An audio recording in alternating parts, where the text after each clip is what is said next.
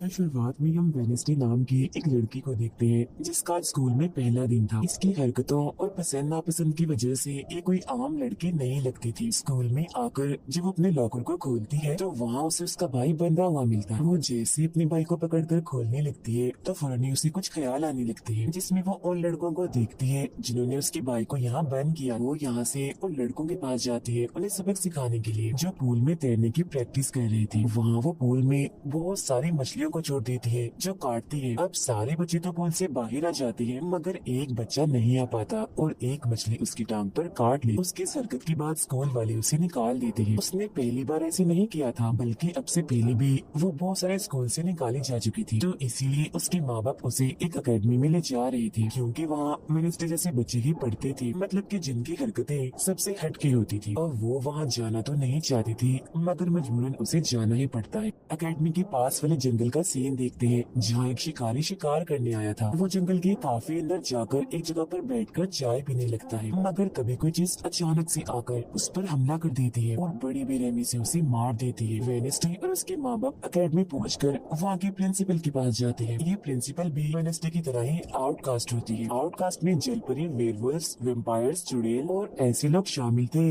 जिनमें जादुई ताकतें पाई जाती है। और इस तरह के ही सारे बच्चे इस अकेडमी में पढ़ते हैं। वेडनेसडे के साथ जिसने कमरे में रहना था, यानी उसके रूम में, उसने कमरे को काफी रंगीन बनाया हुआ था। इसीलिए सब कुछ वेडनेसडे को पसंद नहीं आता, क्योंकि उसे तो बस काला रंग ही पसंद था। यहाँ का सारा माहौल देखकर वो मुंह बना लेती है। तब उसके रूममेट उससे पूछती है, तुम ठीक हो ना, क्या हुआ तुम्हें? जिस पर उसके डैड जवाब देते हैं, मेरी बेटी बड़ी अजीब है, काफी बोर है और बस इसे तुम जिंदा लाश समझो। अपने डैड की ये बातें सुनकर वेडनेसडे उन्हें घूरने लगती है। अब उसकी रूममेट उसे पूरे अकेडमी घुमा रही थी कि तभी एक लड़का वहाँ आकर वेडनेसडे से उसकी फेसबुक आईडी मांगता है, जिस पर वो कहती है, मैं कोई भी सोशल मीडिया इस्तेमाल नहीं करती, क्योंकि सोशल मीडिया हड्डियों को सड़ा देने वाली सिर्फ एक बीमारी है और कुछ भी नहीं। जाने से पहले वेडनेसडे की मॉम उसे कहती है, अब तुम यहाँ से कभी भाग नहीं पाओ। जिस पर वो कहती है, देख लीजिएगा, मैं आपसे वादा करती हूँ कि जल्द ही मैं यहाँ से भाग जाऊंगी। वहाँ से जाते वक्त उसके डैड वहाँ एक हाथ छोड़ देते हैं ताकि वो वेडनेसडे पर नजर रख सके। उधर जंगल में जब पुलिस छानबीन करने आती है तो उन्हें उस शिकारी की लाश के टुकड़े अलग अलग जगहों पर पड़े मिलते हैं। ऐसा हादसा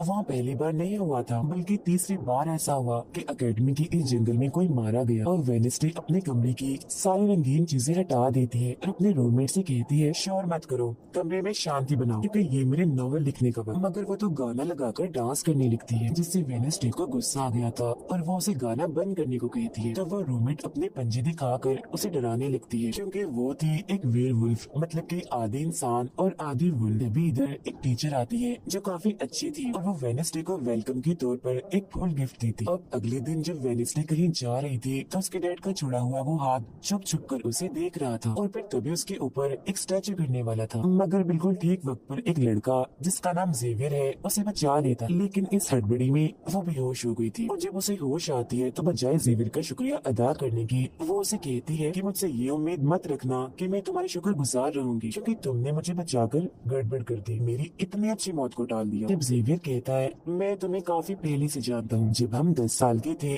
तब हमारी मुलाकात हुई थी, हम दोनों खेल रहे थे तो मैं जाकर एक ताबूत में छुप गया, लोग मुझे जलाने ही वाले थे मगर तुमने मेरी जान बचा ली और आज मैंने तुम्हारी जान बचाकर हिसाब बराबर कर दिया। वेडनेसडे जब अपने कमरे में आती है तो उसे अपने बेड पर कुछ महसूस होता है। वो जैसे बिस्तर हटाती है तो वहाँ उस हाथ को देखकर फौरन उसे पकड़ लेती है और पूछती है, तुम कौन हो और यहाँ क्या कर रही हो? जिस पर वो कहता है, मुझे तुम्हारे डैड ने तुम पर नजर रखने को कहा है, वही मुझे यहाँ पर छोड़ कर गई है। और वो उसे कहती है, मगर आज के बाद तुम मेरे लिए काम करोगी, वरना मैं तुम्हें हमेशा हमेशा के लिए दराज में बंद कर दूंगी। तो वो इस चीज के लिए मान जाता है कि ठीक है, मैं हर तरह से तुम्हारी मदद करूंगा।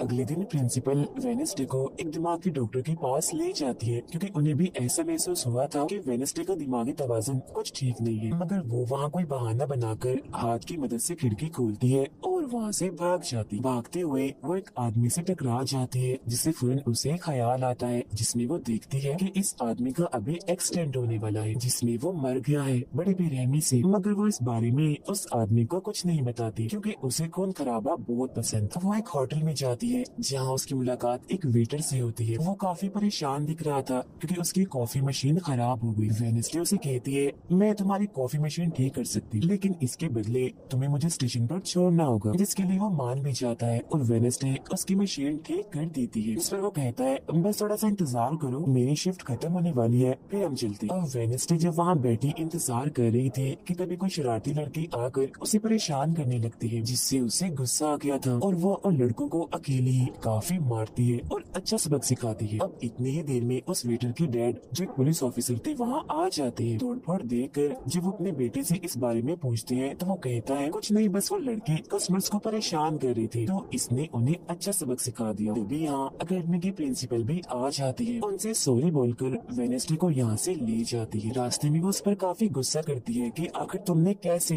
अकेडमी से भागने की कोशिश की। तभी उन्हें रास्ते में एक एक्सीडेंट हुआ नजर आता है जो उसी आदमी का था जिससे वेडनेसडे टकराई थी, जो देख प्रिंसिपल घबरा जाती है। कहती है मेरी दुआ है ड्राइवर को कुछ ना हुआ हो, जिस पर वेडनेसडे कहती है वो तो मर गया है और उसकी गर्दन भी टूट गई है। फिर अकेडमी में आने के बाद वेडनेसडे गिटार बजाने लगती है। वो काफी अच्छा बजा रही थी जिसकी धुन प्रिंसिपल के साथ साथ काफी बच्चों को भी पसंद आती। रूममेट जब कमरे में आती है तो उसकी नजर हाथ पर पड़ती है, जिस बारे में वो वेडनेसडे से पूछती है कि ये क्या चीज है, जिस पर वो जवाब देती है कि ये हमारी एडम फैमिली का एक मेंबर है। अब हम एक अनजान लड़के को देखते हैं जो लाइब्रेरी में जाकर एक किताब से एक सफा पढ़ लेता है जिस पर एक तस्वीर बनी हुई। उधर हाथ वेटर के घर पहुंच जाता है जिसे देख वो काफी डर गया था और उसे मारने लगता है। फिर हाथ उसे बैठने का इशारा करके उसे वेडनेसडे का नंबर देता है और उसे फोन करने का कहता है। फिर जब वेटर उसे कॉल करता है तो वो कहती है कि हमारी अकेडमी में एक त्योहार मनाया जाने वाला है जहाँ सभी बच्चे आएंगे, मैं वहाँ से भागने वाली हूँ और अगर तुम मुझे स्टेशन तक पहुँचा दोगे तो मैं तुम्हें काफी अच्छा इनाम दूंगी, जिस पर वो वेटर मान भी जाता है। जब वो त्योहार में जाती है तो देखती है कि प्रिंसिपल की नजर मुझ पर ही है, इसीलिए वो एक आदमी को पैसे देकर प्रिंसिपल का ध्यान भटकाने का कहती है। अब वेटर वहाँ आकर वेडनेसडे के जाने से पहले उसे उसके डैड का एक पुलिस रिकॉर्ड तोहफे में देता है जो उसने अपने डैड की फाइल्स में से चुराया था, क्योंकि उसके डैड एक पुलिस ऑफिसर जो थे। अब उस रिकॉर्ड को लेकर जैसे वो यहाँ से जाने लगती है तो तभी वो उस लड़के से टकरा जाती है जिसने बुक में से तस्वीर को फाड़ा था। टकराते ही वेडनेसडे को उस लड़के की मौत के ख्याल आने लगते हैं कि वो थोड़ी देर में मरने वाला है, जो बहुत ही भयानक थी। वो लड़का अब जंगल की तरफ जाने लगता है तो वेडनेसडे भी उसके पीछे जाती है और कहती है रुक जाओ, जंगल में मत जाओ, तुम्हारी जान को खतरा है, तुम मर जाओगे। मगर तभी वो उसे अपने जादू से उड़ाकर पेड़ पर लगा देता है और कहता है खतरा मुझे नहीं तुम्हें है, बल्कि तुम खुद ही खतरा हो और मैं सब लोगों को तुमसे बचा रहा हूँ। उस दिन स्टैचू को मैंने ही तुम्हारे ऊपर गिराया था। जिसके बाद वो उसे एक तस्वीर दिखाता है और कहता है इस तस्वीर में तुम ही हो जिसे मेरी मॉम ने 25 साल पहले बनाया था और ये उस वक्त की बात है जब वो इस अकेडमी में पढ़ती थी। मरने से पहले उन्होंने कहा था कि इस लड़की इन्हें तुम्हें मुझे रोकना होगा, नहीं तो तुम इस अकेडमी के साथ साथ पूरी दुनिया को ही तबाह कर दोगी। वो बस वेडनेसडे को मारने ही वाला था कि तभी एक बड़ा सा मॉन्स्टर आकर उस पर हमला कर देता है और बड़े ही बेरहमी से उसे मार देता है। इसके बाद हम वेडनेसडे को उसके कमरे में देखते हैं क्योंकि उसने यहाँ से भागने के इरादे को खत्म कर दिया था, क्योंकि अब उसके दिमाग में बहुत सारे सवाल थे, जैसे कि मैं इस दुनिया के लिए खतरा कैसे हूँ, एक मॉन्स्टर ने आखिर मेरी जान क्यों बचाई, और साथ ही उसके डैड के खिलाफ पुलिस रिपोर्ट जिसमें उसके डैड के ऊपर एक कत्ल का इल्जाम था।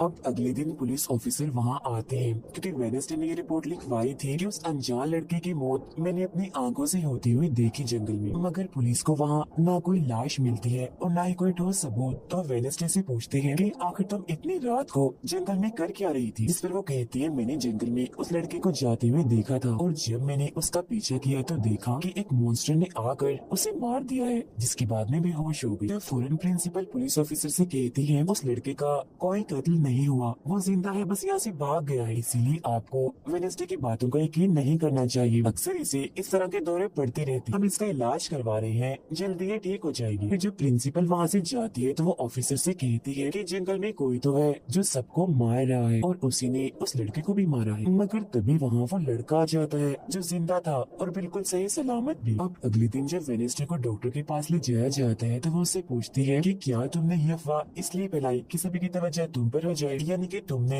उस लड़के की मौत होते हुए देखा। जिस पर वो कहती है मैं जानती हूँ मैंने क्या देखा है, ओके, मुझे तुम्हें बताने की कोई जरूरत नहीं है। अगले दिन उसे पता चलता है कि उसी लड़के को बगैर किसी वजह से अकेडमी से निकाला जा रहा है, इसीलिए वो अपने साथी और साथ को उस लड़के के पीछे लगा देती है। अब प्रिंसिपल के कहने पर वेडनेसडे एक एक्टिविटी में हिस्सा लेती है जिस मकसद के लिए वो क्लब ज्वाइन करती है, जहाँ उसके साथ सिर्फ एक ही लड़का था जिसके साथ उसकी दोस्ती हो जाती है। जब हाथ उस लड़के के पीछे जाता है तो देखता है कि वो अपना रूप बदल रहा है, जहाँ पहले वो एक बुरा इंसान और फिर एकेडमी के प्रिंसिपल का रूप ले लेता है, जिसके बाद हाथ आकर ये सारी बात वेडनेसडे को बता देता है। अब जब क्लास शुरू होने वाली थी तो जेवियर उसे कहता है कि मेरे साथ वाली सीट खाली है तो तुम यहाँ बैठ जाओ, तो वो उसके साथ आकर बैठ जाती है। जेवियर यहाँ मकड़ी की तस्वीर बना रहा था और फिर अपने जादू से वो उसे जिंदा भी कर देता है, मगर एक एक झटके में वेडनेसडे उसे मार देती है और उसकी राख उड़ा देती है। अब एक लड़की जो काफी बदतमीज थी और विलन में थी, उसकी और वेडनेसडे के बीच काफी बहस हो जाती है, क्योंकि दोनों ही एक दूसरे से काफी चिढ़ती थी, एक दूसरे को जरा भी पसंद नहीं करती थी। फिर इसके बाद वेडनेसडे अपनी जगह अपने रूममेट को उस क्लब में भेज देती है जहाँ वो एक्टिविटी की प्रैक्टिस कर रही थी, और खुद वो अकेली ही चली जाती है एकेडमी की उस जंगल में मॉन्स्टर को ढूंढने के लिए। वेडनेसडे को वहाँ उस अनजान लड़के का टूटा हुआ चश्मा भी मिलता है, वही अनजान लड़का जिसे मॉन्स्टर को मारता हुआ इसने देखा था। और अब जैसे ही वो इस चश्मे को छूती है तो लाइब्रेरी में उसे वहाँ एक किताब भी दिखती है, तो वो उस किताब को खोजने लाइब्रेरी में चली जाती है, मगर उसे वहाँ उस तरह की कोई भी किताब नहीं मिलती, जिसके बाद वो चुपके से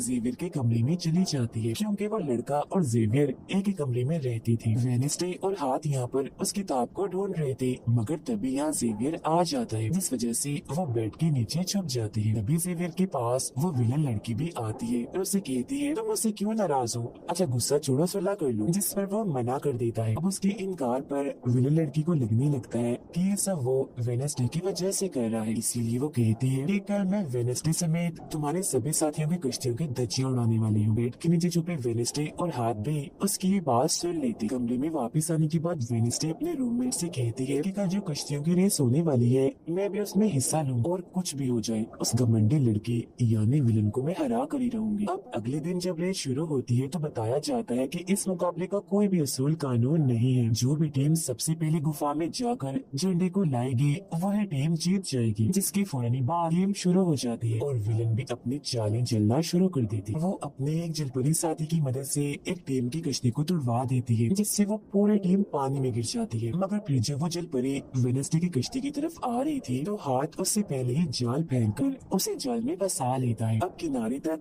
सिर्फ तीन ही टीम्स पहुंच पाती है, और जब सारे लोग झंडा लेने अंदर जाते हैं तो रूममेट अपने पंजों से जोकर टीम की कश्ती में छेद कर देती है। सभी के साथ वेडनेसडे जब झंडा लेकर आ रही थी तो उसे ख्याल आता है, जिसमें वो अपनी जैसी एक लड़की को देखती है जिसके हाथ में किताब थी। होश में आने पर झंडा लेकर वो वापिस से कश्ती में चली जाती है। जोकर की कश्ती तो छेद होने की वजह से वहीं पर ही डूब जाती है, जबकि जलपरी दोबारा से वेडनेसडे की कश्ती पर हमला करने लगती है, मगर हाथ पानी में जाकर जलपरी को जोर से मुक्का मार और वेडनेसडे अपनी कश्ती से बहुत सारे तीर निकाल कर विलन की कश्ती में छेद कर देती है, जिससे उसकी कश्ती डूब जाती है और वेडनेसडे की टीम इस रेस को जीत जाती है। अब ये 4 साल में पहली बार हुआ था जब उस विलन को किसी ने हराया था, इसीलिए आज वो गुस्से में आग बबूला हुई।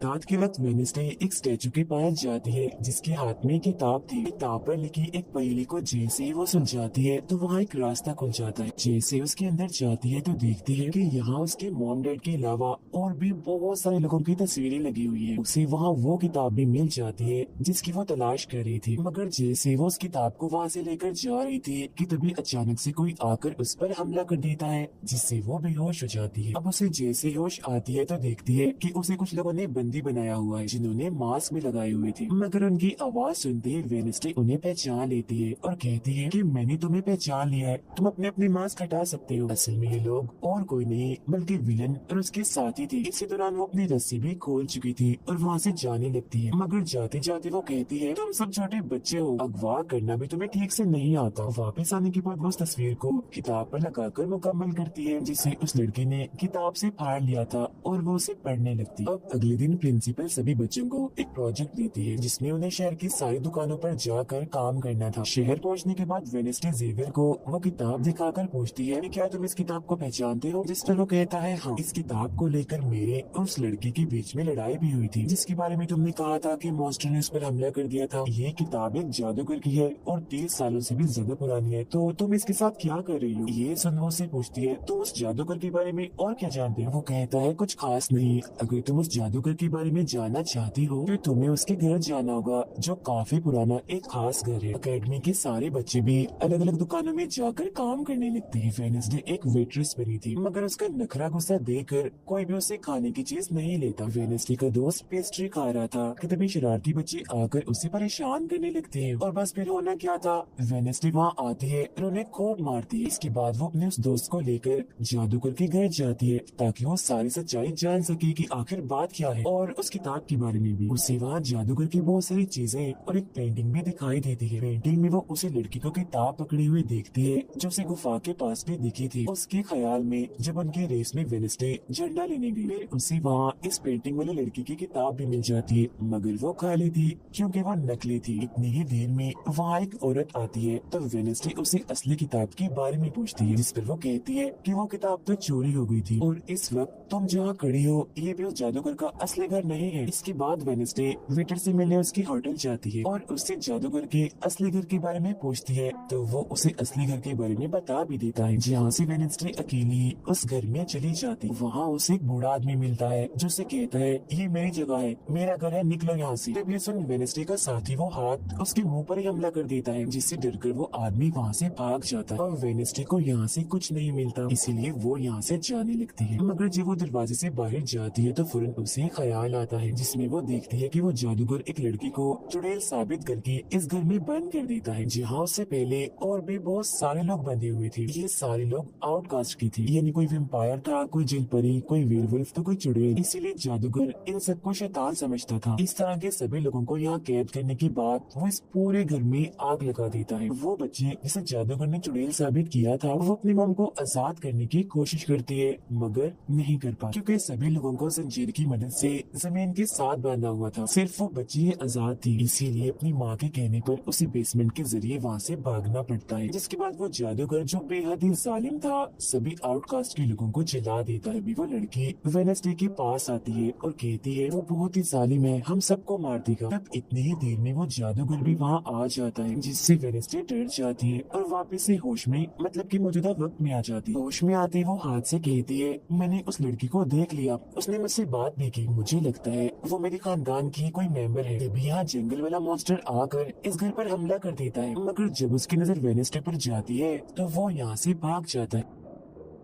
वेडनेसडे और हाथ उसका पीछा करते हैं, मगर देखते हैं कि मॉन्स्टर के कदमों के निशान तो इंसानी पैरों के निशान में बदल गए। अगले दिन उस जादूगर की मूर्ति को इज्जत के तौर पर इस जगह पर लगाया जाने वाला था, क्योंकि शहर के लोग तो उसे अपना हीरो ही मानते थे। और आज वेडनेसडे को वहाँ गिटार बजाने के लिए बुलाया गया था, लेकिन वो लोग जैसे मूर्ति लगाकर अपना काम करने लगते हैं तो तभी वो हाथ नीले फेंक कर मूर्ति को आग लगा देता है, क्योंकि वेडनेसडे के कहने पर उसने पहले ही मूर्ति पर पेट्रोल डाल दिया था। आग देखकर सारे लोग वहाँ से भाग जाते हैं, मगर वेडनेसडे अभी भी वहाँ बैठी गिटार बजा रही होती है। साथ ही वो मूर्ति को जलता हुआ देखकर खुश भी हो रही थी। अब प्रिंसिपल को वेडनेसडे पर यह शक था, मगर उसके खिलाफ प्रिंसिपल के पास कोई सबूत नहीं था। अब जादूगर के जिस पुराने घर में वेडनेसडे गई थी, जहाँ वो बूढ़ा आदमी था, वो अभी भी वही रुका हुआ था, मगर तभी वो मॉन्स्टर वहाँ आता है और उस बूढ़े आदमी पर हमला कर देता है। लेकिन मरते मरते वो बूढ़ा आदमी मॉन्स्टर की 2-3 तस्वीरें अपने कैमरे में बना ही लेता है। पुलिस को जब ये खबर मिलती है तो फौरन छानबीन करने पहुँच जाती है, जहाँ उन्हें बूढ़े आदमी के कैमरा से मॉन्स्टर की तस्वीर भी मिल जाती है।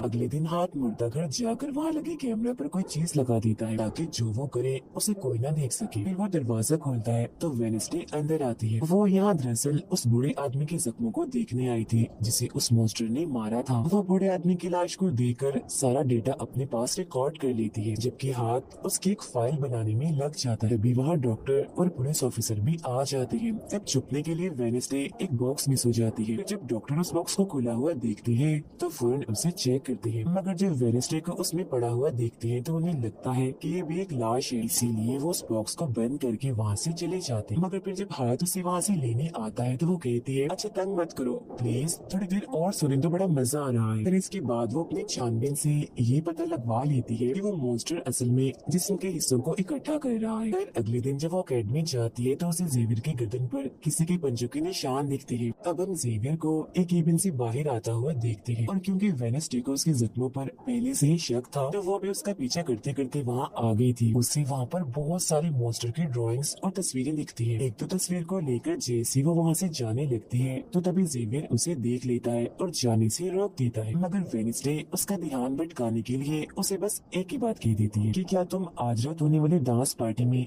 मेरे साथ चलोगे। जिसके बाद वो जेवियर की बनाई मॉन्स्टर की ड्राइंग्स ले जाकर पुलिस ऑफिसर को दे देती है, जिस पर वो कहते हैं इससे हम किसी को भी नहीं पकड़ सकते, कोई ठोस सबूत लेकर आओ। अब वेनेसडे अपनी सारी रिसर्च को अपने दोस्त के सामने रख देती है ताकि वो उसकी मदद कर सके। उनमें से एक ड्राइंग को देखकर उसका दोस्त कहता है कि मैं इस जगह के बारे में जानता हूँ। जिसके बाद वो वेनेसडे को उस जगह पर ले जाता है जो एक गुफा थी, जिसके अंदर जाकर उन्हें बहुत सारी हड्डियाँ और एक हथकड़ी भी मिलती है। थोड़ा छानबीन करने पर उसे वहाँ एक नोकदार बड़ा सा नाखून भी मिलता है जिसे वो अपने पास रख लेती है। जिसके बाद वो जेवियर के पेंटिंग वाले केबिन में जाती है और डस्टबिन से एक कपड़ा जिस पर खून लगा हुआ था उसे निकाल कर अपने पास रख लेती है। फिर जैसे वो वहाँ से जाने लगती है तो तभी वहाँ जेवियर आ जाता है और उसे पूछता है तुम यहाँ मेरे केबिन में क्या कर रही हो। उसकी बात डालकर वो उसे पूछती है ये जो चोट तुम्हारी गर्दन पर है ये तुम्हें कैसे लगी। तब वो बताता है कि पिछले कुछ दिनों से ये मॉन्स्टर मेरे सपनों में आ रहा है, इसीलिए मैं इसकी ड्राइंग्स बनाता हूँ। मगर एक दिन मैंने अपने जादू पर से कंट्रोल खो दिया और ड्राइंग के अंदर से मॉन्स्टर की पंजे निकलकर मुझे नोच लिया। लेकिन अब क्योंकि वेनेसडे उस पर शक कर रही थी इसीलिए वो उस पर काफी गुस्सा करता है और फौरन उसे यहाँ से जाने का कहता है। अब वेनेसडे वो खून लगा कपड़ा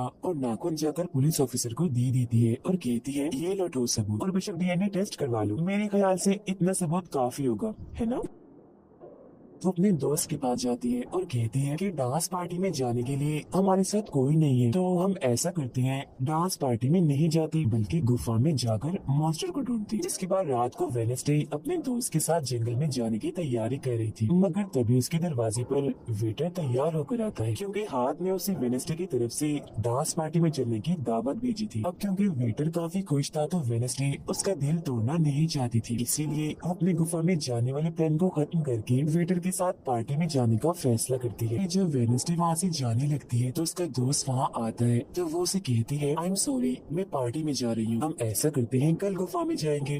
लेकिन उसका दोस्त बगैर बताए अकेला ही उस गुफा में चला जाता है। उधर पार्टी में सारे लोग आकर काफी एंजॉय कर रहे थे। सब लोग अपने अपने साथी को लेकर पार्टी में आए हुए थे, जहाँ जेवियर अपने साथ उस विलन लड़की को लाया था। लेकिन जब वेनेसडे वेटर के साथ वहाँ आती है तो उन दोनों को साथ देकर जेवियर जलने लगता है। जब सब लोग डांस कर रहे थे तो वेनेसडे की डांस करने के स्टाइल से सारे लोग काफी हैरान रह जाते हैं क्योंकि वो काफी अजीब तरह से ही डांस कर रही थी। उधर जंगल में वेनेसडे का दोस्त भी पहुंच गया था और छुपकर मॉन्स्टर के आने का इंतजार कर रहा था, मगर तभी वहाँ कोई आता है और उस गुफा में धमाका करके भाग जाता है। जेवियर लगातार उन दोनों को देखकर जल रहा था, इसीलिए वो विलन लड़की से कहता है कि तुम अपना लॉकेट उतारो और अपने जेल परी से मेरे लिए मदद मांगो ताकि मैं वेनेसडे को भूल जाऊँ। जो सुन विलन लड़की भड़क जाती है और उसे कहती है कि तुम तो पहले ये कहते फिर रही थी कि मैंने अपने जेल परी से तुम्हें अपने काबू में किया है और अब तुम्हें किसी को बुलाने के लिए मेरी ही मदद चाहिए। तभी बाहर शरारती लड़कों का ग्रुप टैंकर लेकर आता है और डांसिंग क्लब के पंप में वो बड़ा सा पाइप लगा देते हैं और फिर तभी अचानक उस पार्टी में खून की बारिश होने लगती है क्योंकि जो टैंकर वो शरारती लड़के लाए थे जिसका पाइप उन्होंने लगाया था उसमें दरअसल खून था। ये देख सारे लोग घबरा जाते हैं और पार्टी से भागने लगती है, मगर वेनेसडे वहीं खड़ी रहती है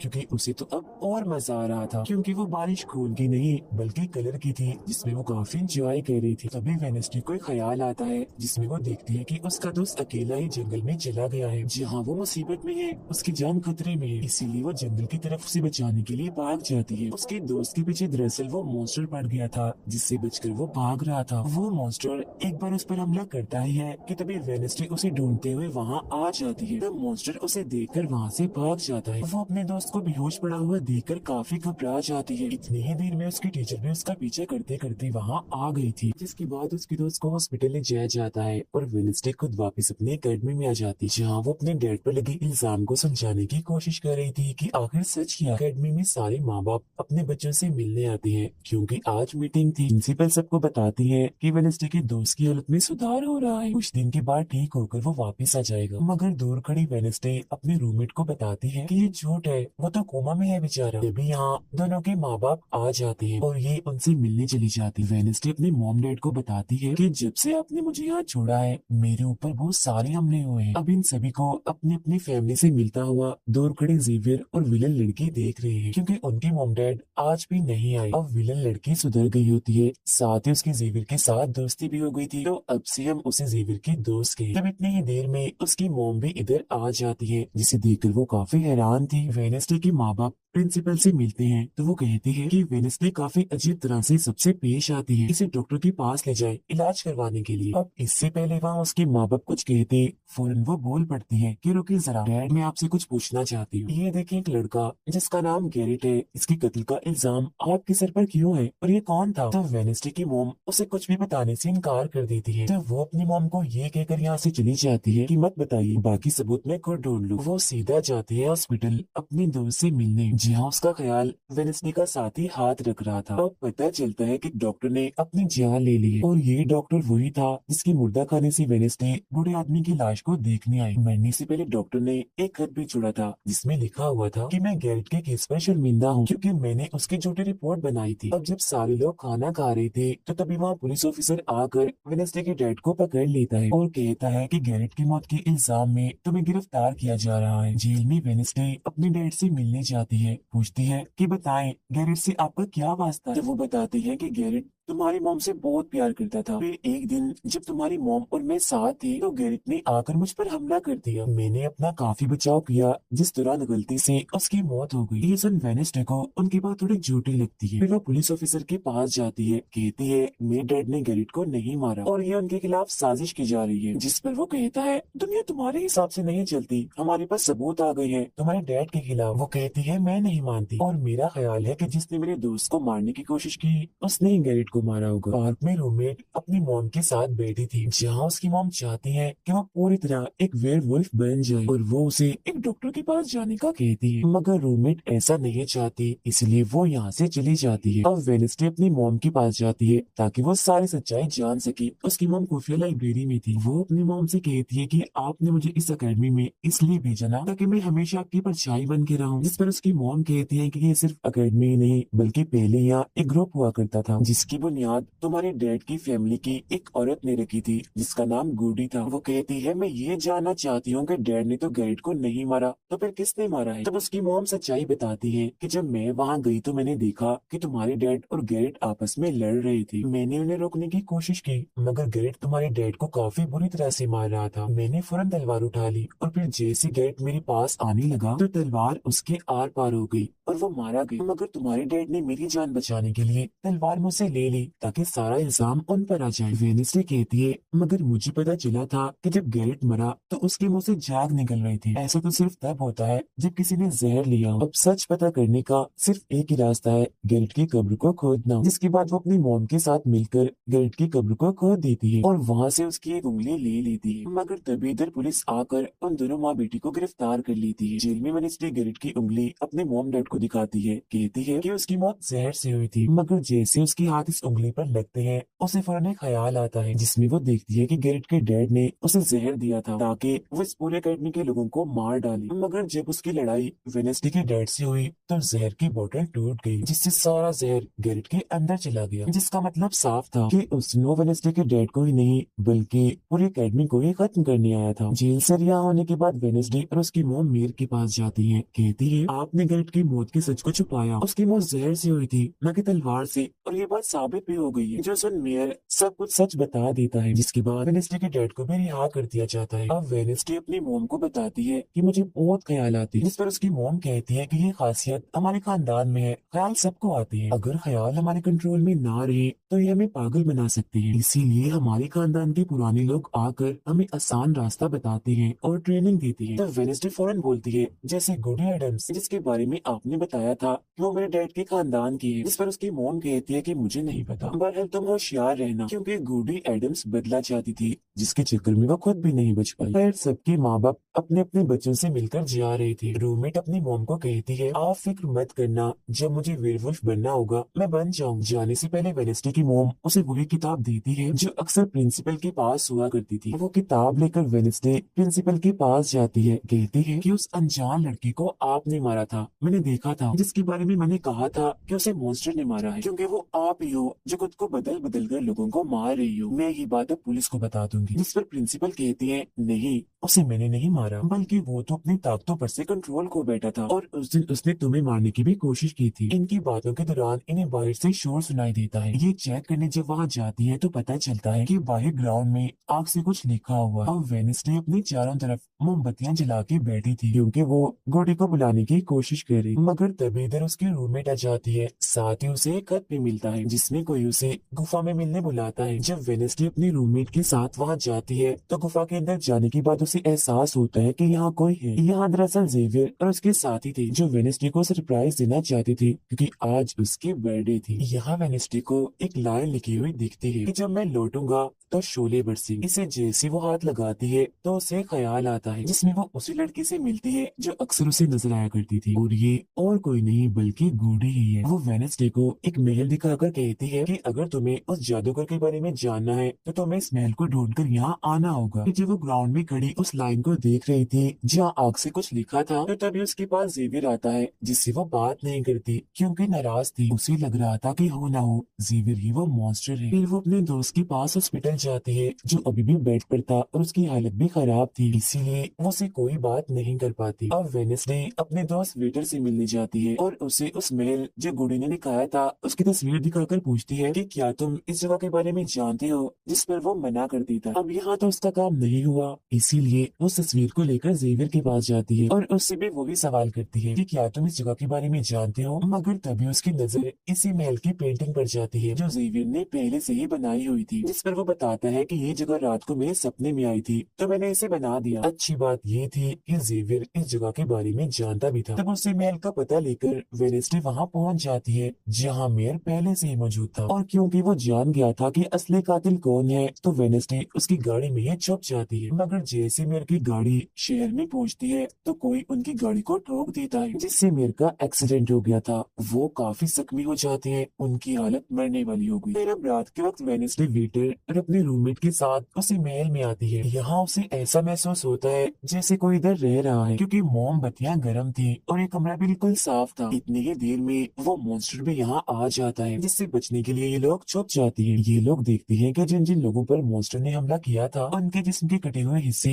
यहाँ पर पड़े हुए हैं। अब वेनेसडे अपने दोस्तों को मॉन्स्टर से बचाना चाहती थी, इसीलिए वो उन्हें यहाँ से ले जाती है। ये वेटर के घर जाते हैं जहाँ जैसे उसकी डैड आती है तो वेनेसडे उन्हें कहती है कि मैं आपको कुछ दिखाना चाहती हूँ, क्योंकि वो पुलिस ऑफिसर जो थे वो जब उन्हें महल में ले जाती है तो वहाँ पर कुछ भी नहीं था। मतलब जिस्म के कटे हुए हिस्से जो पहले यहाँ पर रखे हुए थे अब वो वहाँ पर नहीं पड़े थे, जिससे पुलिस ऑफिसर को गुस्सा आ जाता है। वो कहते हैं कि आज के बाद तुम मेरे बेटे से नहीं मिलोगी। अब जब वेनेसडे अकेडमी आती है तो वहाँ उसे प्रिंसिपल मिलती है जो कहती है कि तुम्हें मैंने कहीं भी जाने से मना किया था मगर तुमने मेरी बात ना मानकर अच्छा नहीं किया। जिस पर वो जवाब देती है, मैं सच का पता लगवाने गई थी इसलिए मैं माफी नहीं मांगूंगी, मैंने कुछ गलत नहीं किया है। जिसके बाद वो प्रिंसिपल को एक पेंटिंग भी दिखाती है जिसमें वो जादूगर था और वेनेसडे खुद थी। बताती है कि इसलिए वो अनजान लड़का मुझे मारना चाहता था क्योंकि उसे लग रहा था कि अकेडमी के लिए मैं खतरा हूँ, मगर खतरा दुश्मन कातिल तो कोई और ही है, जबकि मैं तो इस अकेडमी और सबको बचाना चाह रही हूँ तो मुझे एक मौका मिलना चाहिए। प्रिंसिपल कहती है, नहीं,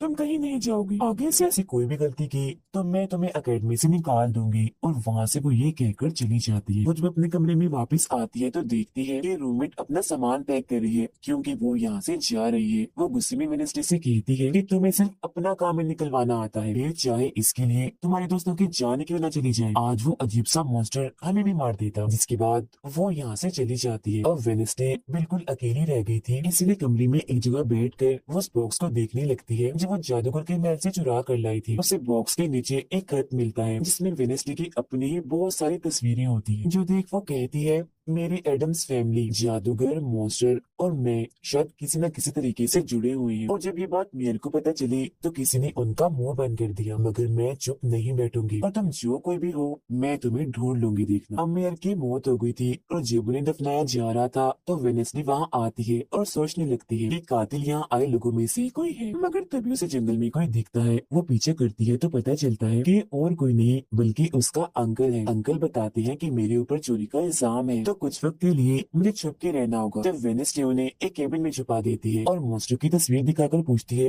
कि आप इसके बारे में कुछ जानते हैं, जिस पर वो कहते हैं मैं ज्यादा कुछ तो नहीं जानता, अगर तुम्हें इसके बारे में जानना है तो तुम्हें खुफिया लाइब्रेरी में जाना होगा। वहाँ एक तिजोरी में डायरी है जिसमें इस मॉन्स्टर के बारे में सब लिखा है। आधी रात को वेनेसडे उस लाइब्रेरी में जाती है जहाँ जेवियर पहले से ही मौजूद था। तब ये उसे कहती है जहाँ जहाँ मॉन्स्टर से हमला हुआ है वहाँ तुम पाए गए हो, तो हो ना हो मॉन्स्टर तुम ही हो। मगर वो उसकी बात को अनसुनी करके यहाँ से चला जाता है। तभी इधर उसकी अंकल आती है। ये मिलकर डायरी को ढूंढ लेती है जिसमें इस मॉन्स्टर के बारे में सब कुछ लिखा था कि ये मॉन्स्टर किसी के कंट्रोल में भी आ सकता है और फिर बस ये अपने मालिक के कहने पर ये काम करता है। रात के वक्त वो अपने साथी हाथ को कहती है कि मैं वेटर से मिलने जा रही हूँ, तब तक तू मेरी डायरी का ख्याल रखना। ये जब वेटर के साथ गुफा के अंदर जाती है तो देखती है कि यहाँ उसने गुफा को सजाया हुआ है क्योंकि वो उसे शादी के लिए पूछने वाला था। वापिस आकर वेनेसडे देखती है कि उसके कमरे का सारा सामान इधर उधर बिखरा पड़ा है और उसकी डायरी कोई चुरा कर यहाँ से ले गया है। फिर जैसे वो अपने साथी हाथ को देखती है तो घबरा जाती है क्योंकि उसकी हथेली में किसी ने चाकू आर पार कर दिया था और अब उसमें जान नहीं थी, वो मर गया था। फिर वो हाथ को लेकर जल्दी से अपने अंकल के पास आती है और दुखी होती हुई कहती है प्लीज अंकल कैसे भी करके हाथ को जिंदा कर दीजिए। तब अंकल बार बार बिजली के झटके उसे देती है जिससे वो जिंदा हो जाता है। वो उसे पूछती है अच्छा तुम पर हमला किसने किया था, जिस पर इशारों से वो बताता है कि मैंने नहीं देखा क्योंकि हमला पीछे से हुआ था। जिस पर वेनेसडे गुस्से से भर जाती है, कहती है चाहे कुछ भी हो जाए मैं उसे नहीं छोड़ूंगी, वो जो भी है। और वो प्रिंसिपल को आकर कहती है किसी ने मेरे कमरे में तोड़ फोड़ कर दी है, साथ ही कोई इस डायरी को भी चुरा कर ले गया है। वो कहती है वो डायरी तो खुफिया लाइब्रेरी में थी तो तुम्हारे पास कैसी आई, तुम ऐसी हरकतें मत करो कि अकेडमी को बंद करना पड़े, ऐसा मैं होने नहीं दूंगी। फिर जब वेनेसडे वहाँ से जा रही थी तो तभी उसके पास उसके साथी आते हैं और उसे जानकारी देते हैं कि गैरेट जिसकी मौत का इल्जाम तुम्हारे डैड पर था, उसकी मॉम को किसी ने डबोकर मारा था और मरने से पहले उनकी सारी प्रॉपर्टी एक डॉक्टर ने हथिया ली थी। डॉक्टर नाम सुनकर वेनेसडे को दिमागी डॉक्टर पर शक होता है, इसीलिए वो सीधा उनके पास जाती है। कहती है कि मैं जानती हूँ आपके अंदर गैरेट की मॉम की आत्मा है जो सबसे अपनी मौत का बदला लेना चाहती है, अब बस कर दो, तुम्हारा खेल खत्म हुआ। जिसके बाद वो यहाँ से चली जाती है। ये सारी बातें सुन डॉक्टर को जरा भी समझ नहीं आती कि ये क्या बोल रही थी, इसीलिए वो फौरन प्रिंसिपल को कॉल करती है। कहती है वेनेसडे आई थी, उसका बर्ताव काफी अजीब था, उल्टी उल्टी बातें कर रही थी वो। अब तभी यहाँ मॉन्स्टर आ जाता है जो डॉक्टर पर हमला करके उन्हें मार देता है। अब डॉक्टर तो मर गई थी, इसीलिए वेनेसडे की शक की सोई अब जेवियर पर आ जाती है, इसीलिए वो उसे मिलने उसके केबिन में जाती है। यहाँ उसे मरे हुए लोगों का सामान भी मिलता है जिससे उसका शक और पक्का हो जाता है। अब तभी इधर पुलिस भी आकर जेवियर को पकड़ लेती है क्योंकि पुलिस को यहाँ पर वेनेसडे ने ही बुलाया था। अब जब वेनेसडे कमरे में आती है तो उसकी रूममेट वापस आ गई थी। कहती है तुम्हारा और मेरा कोई ताल्लुक है, मैं तुम्हारे साथ रहना चाहती हूँ, मैंने तुम्हें और हाथ को बहुत याद किया। फिर इसके बाद वेनेसडे वेटर के पास जाती है जहाँ उसे फिर से कुछ ख्याल आने लगते हैं जिनमें वो देखती है कि मॉन्स्टर और कोई नहीं बल्कि वेटर ही है जिसे वो पसंद करती है। मगर फिलहाल वो उसे कुछ नहीं कहती, उसे एक जगह पर लाती है और फिर कहती है कि जेवियर को तो फंसाया जा रहा है जबकि असली मॉन्स्टर तो तुम ही हो। मगर वो इसके लिए बार बार मना करता है। तभी यहाँ वेनेसडे के सारे दोस्त भी आ जाते हैं और वेटर को पकड़कर कुर्सी से बांध देती है। अब वेनेसडे उस पर जुल्म करना चाहती है मगर उसके दोस्त ऐसा करना नहीं चाहते, इसीलिए वो यहाँ से चले जाते हैं। फिर जैसे ही वो वेटर को मारने के लिए आगे बढ़ती है कि तभी वेटर के डैड पुलिस ऑफिसर यहाँ आ जाते हैं और वेनेसडे को गिरफ्तार कर लेते हैं। हालांकि वो उन्हें कहती भी है कि असली कातिल आपका बेटा है, वही मॉन्स्टर है ये, मगर वो उसकी एक नहीं सुनती। फिर जब वो यहाँ से जा रही थी तो वेटर उसके पास आता है, कहता है कैसा लगा हारना, अभी तो और भी बहुत कुछ होना बाकी है बच्चों। जिसके बाद प्रिंसिपल भी वेनेसडे को कह देती है कि तुमने सारे हदें पार कर दी, इसीलिए तुम्हें अकेडमी से निकाला जा रहा है। लेकिन अभी भी वो बार बार एक ही बात कह रही थी कि वेटर ही असली मॉन्स्टर है, मगर फिर भी वो उसकी एक नहीं सुनती और जाने का कहती है। तब आखिरी बार वेनेसडे जेवियर से मिलने जाती है जो जेल में बंद था और उससे नाराज भी था क्योंकि वेनेसडे ने उसे पुलिस के हवाले किया था। हालांकि वो उसे बताती भी है कि मॉन्स्टर वेटर है और उसने मेरे जरिए तुम्हें फंसाया है। वो उसकी एक नहीं सुनता, कह देता है इस सारी मुसीबत की जड़ तुम हो, अगर तुम ये अकेडमी छोड़ के चली जाओगी तो कुछ भी गलत नहीं होगा। ये बात सुनने के बाद वो एक सेकंड भी नहीं रुकती और यहाँ से चली जाती है। वो अपने कमरे में आकर अपना सारा सामान पैक करती है, जिसके बाद वो सभी से आखिरी मुलाकात करती है। सबसे आखिर में वो अपने दोस्त से मिलने हॉस्पिटल में जाती है। कहती है मैं तो जा रही हूँ, तुम अपना ख्याल रखना और हाँ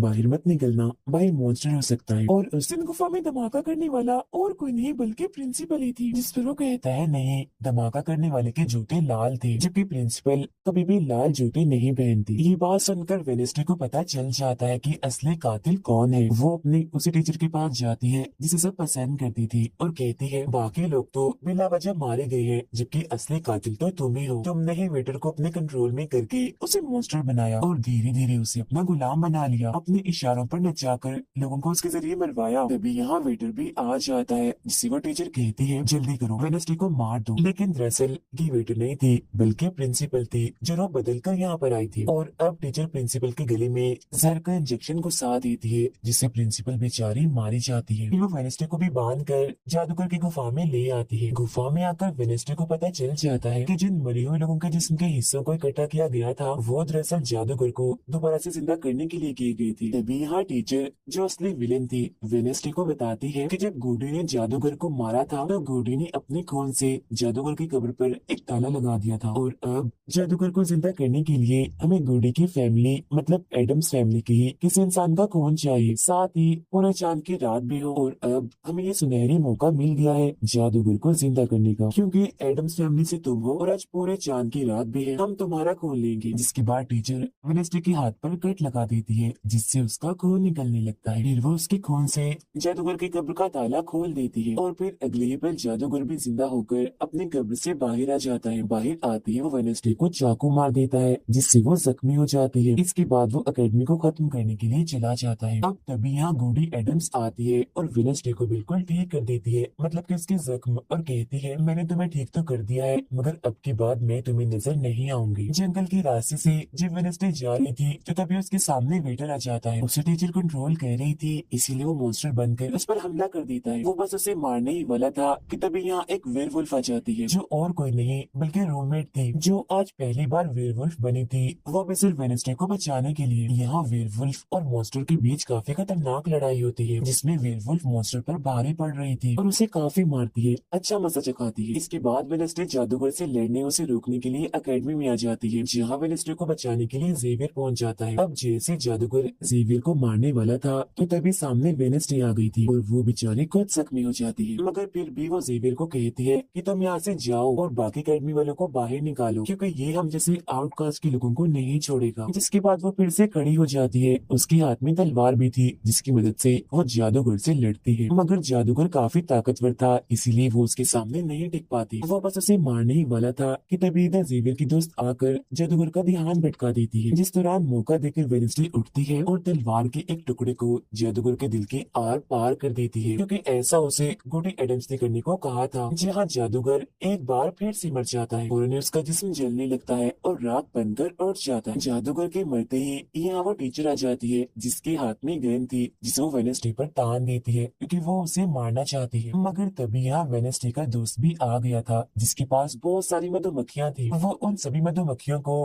टीचर पर छोड़ देता है, जिससे उसका भी काम तमाम हो जाता है। जब वेनेस्डे अपने मिशन में कामयाब होकर बाहर आती है, जहाँ सारे लोग खड़े थे, तो वो वहाँ अपने रूममेट को भी देखती है, जो अब वेयरवुल्फ से अपने असली रूप में आ गई थी। यहाँ वो दोनों पहली बार गले मिलती है, मगर हैरत, अब वेनेस्डे को कोई भी ख्याल नहीं आ रहा था। कुछ वक्त के बाद वेनेस्डे अपना नॉवल भी पूरा कर लेती है, मगर वो इसका एंड नहीं करती, यानी कि उसे खत्म नहीं करती और आगे बस एक सवालिया निशानी छोड़ देती है। वो जेवियर से मिलने जाती है, जहाँ वो उसे गिफ्ट देता है, जिसमें मोबाइल था। वो इस गिफ्ट को ले तो लेती है, मगर कुछ नहीं कहती और वहाँ से चली जाती है। फिर जब वो अपनी गाड़ी में थी, तो उसके पास मैसेज आता है, जिसमें उसकी कुछ तस्वीरें थी और साथ ही ये मैसेज भी था कि मैंने तुम पर नजर रखी हुई है। जिससे वो सोच में पड़ जाती है कि टीचर तो मर गई है, मगर अब उसके बाद ये कौन है जो सब कर रहा है। इसी सोच में वो अपने घर के लिए निकल जाती है। जिसके बाद हम पुलिस की गाड़ी को देखते हैं, जिसमें वो वेटर को बांधकर कहीं ले जा रही थी, क्योंकि उन्हें भी पता चल गया था कि ये असली मॉन्स्टर है, इसे बस कोई कंट्रोल करता है। मगर तभी अचानक से वेटर दोबारा मॉन्स्टर बन जाता है और सभी पुलिस वालों को मार देता है। जिसका मतलब ये था कि टीचर की तरह अभी भी कोई है जो इसे कंट्रोल कर रहा है और वो लोगों को मरवाता रहेगा इसके जरिए। और ये अनजान इंसान वही हो सकता है जिसने वेडनेसडे को मैसेज किया, यानी कि अभी भी कोई है जो अकेडमी को बंद करवाने में लगा है और मॉन्स्टर के जरिए खून खराबा कत्ल होना आम ही रहेगा। और इसी के साथ ही ये सीजन इधर ही खत्म हो जाता है।